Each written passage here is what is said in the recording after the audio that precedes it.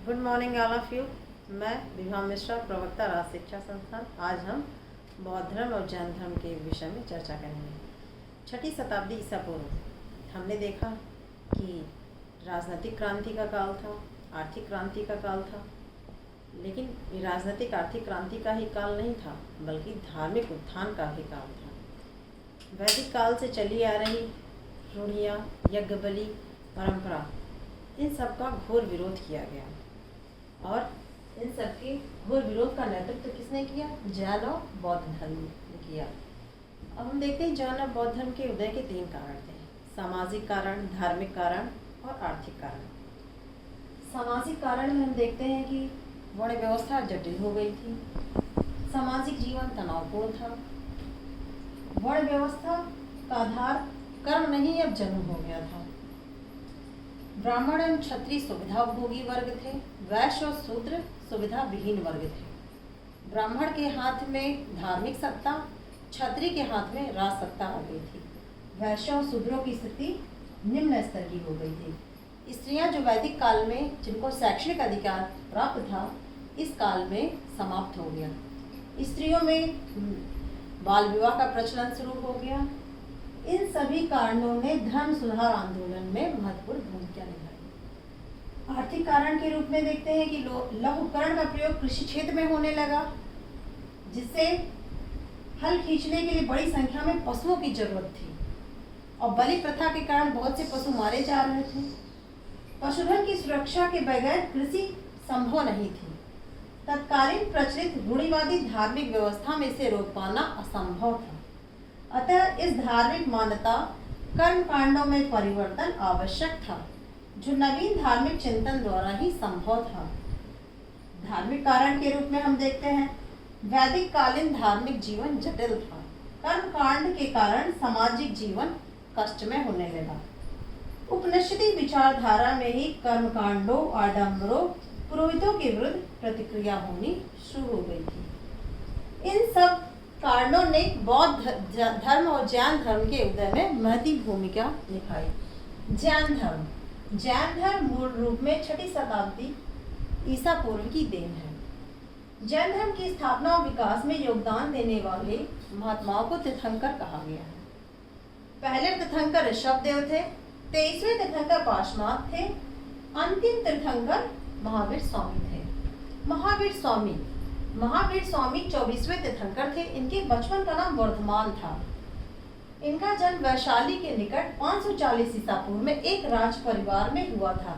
इन्होंने 30 वर्ष की आयु में घर छोड़कर कठिन तपस्या की और अपनी इंद्रियों पर विजय प्राप्त कर महावीर और जिन विजेता कहलाए। इन्होंने अपने सिद्धांतों का प्रचार प्रसार प्राकृत भाषा में किया है, जो आम जन की बोलचाल की भाषा थी। इनके अनुसार मनुष्य का सबसे बड़ा लक्ष्य कैवल्य की प्राप्ति अर्थात मोक्ष प्राप्त करना। जैन धर्म के सिद्धांतों में त्रिरत्न, पंच महाव्रत उल्लेखनीय है। त्रिरत्न सम्यक दर्शन, सम्यक ज्ञान, सम्यक चरित्र को त्रिरत्न कहा जाता है। सम्यक दर्शन क्या है? सत्य में विश्वास करना ही श्रद्धा है। सम्यक ज्ञान क्या है? सत्य असत का भेद समझ लेना सम्यक ज्ञान है। सम्यक चरित्र अर्थात सही आचरण करना। जैन धर्म के अनुसार पूर्व जन्म के कर्म फल को नष्ट करने अथवा इस जन्म के कर्म फल से बचने के लिए त्रिरत्नों का पालन करना आवश्यक है। पंच महाव्रत, अच्छे व्यवहार व आचरण के लिए पंच महाव्रतों का पालन अनिवार्य है। पंच महाव्रत में अहिंसा, सत्य, अस्तेय, अपरिग्रह, ब्रह्मचर्य को महावीर स्वामी ने जोड़ा है।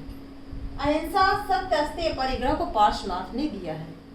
अहिंसा क्या है? हर जीवों को ना मारना। सत्य क्या है? सत्य बोलना। अस्तेय चोरी न करना। अपरिग्रह संग्रह न करना, यानी अनुचित धन न जुटाना। ब्रह्मचर्य इंद्रियों को वश में करना। कालांतर में महावीर स्वामी के कैवल्य प्राप्ति के 2 शताब्दियों बाद जैन धर्म 2 भागों में बंट गया। इनके अनुयायी 2 संप्रदायों श्वेतांबर, दिगंबर में बट गए। श्वेतांबर सफेद कपड़े पहनने वाले, दिगंबर निर्वस्त्र होकर रहने वाले। दिगंबर लोगों का मानना था कि आकाश ही उनका वस्त्र है और श्वेतांबरों का मानना था कि कपड़े पहनकर श्वेत वस्त्र धारण करना श्वेतांबर कहलाए। अब हम हम बौद्ध धर्म के विषय में देखते हैं। बौद्ध धर्म की स्थापना किसने की? महात्मा बुद्ध ने की। महात्मा बुद्ध का जन्म 563 ईसा पूर्व में नेपाल में कपिलवस्तु के निकट लुम्बनी नामक स्थान में हुआ था। इनके पिता का नाम शुद्धोधन, जो कि साक्यगढ़ राज्य के राजा थे। महात्मा बुद्ध के बचपन का नाम सिद्धार्थ था। सच्चे ज्ञान शांति की खोज के लिए उन्होंने काफी दिनों तक तप किया और गया में उन्हें ज्ञान प्राप्त हुआ। महात्मा बुद्ध की शिक्षाएं ये मध्यम मार्गी थे। ये ना तो अधिक विलासिता, ना तो अधिक धन, ना तो अधिक कठोर तप में विश्वास करते थे। महात्मा बुद्ध मध्यम मार्गी थे। इन्होंने आर्य सत्य, बुद्ध ने 4 आर्य सत्य को माना। दुख है, दुख का कारण है, और दुखों को दूर करने का उपाय अष्टांगिक मार्ग है। दुख का कारण, दुख को दूर करने का उपाय, दुख दूर करने का उपाय अष्टांगिक मार्ग है। अष्टांगिक मार्ग को सरल मानवतापूर्ण व्यवहार के लिए बुद्ध ने अष्टांगिक मार्ग को अपनाया। अष्टांगिक मार्ग कौन कौन से हैं? सम्यक दृष्टि, सम्यक संकल्प, सम्यक वाणी, सम्यक कर्मांत, सम्यक आजीव, सम्यक प्रयत्न, सम्यक स्मृति, सम्यक समाधि। सम्यक दृष्टि है जीवन को सुचारू रूप से चलाने के लिए सही सोच का होना। सम्यक संकल्प है सही बात और कार्य करना। सम्यक वाणी है सत्य बोलना। सम्यक कर्मांत है अच्छा कार्य करना। सम्यक आजीव न्यायपूर्ण मार्ग से आजीविका चलाना। सम्यक प्रयत्न सत्कर्मों के लिए निरंतर प्रयत्न करना। सम्यक स्मृति लोभ आदि चित्त के संताप से बचना। सम्यक समाधि राग तथा द्वेष से रहित होकर चित्त की एकाग्रता बनाए रखना। बौद्ध धर्म में बुद्ध भी त्रिरत्न को मानते हैं, जो बुद्ध धम्म संघ कहलाए।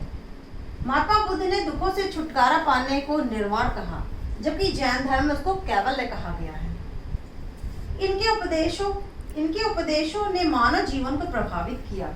इनके उपदेश पाली भाषा में लिखे गए, जबकि जैन धर्म के उपदेश प्राकृत भाषा में लिखे गए हैं।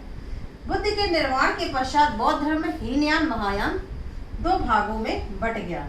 हीनयान ये रूढ़िवादी विचारधारा के थे, जो कि अपरिवर्तनवादी कहलाए।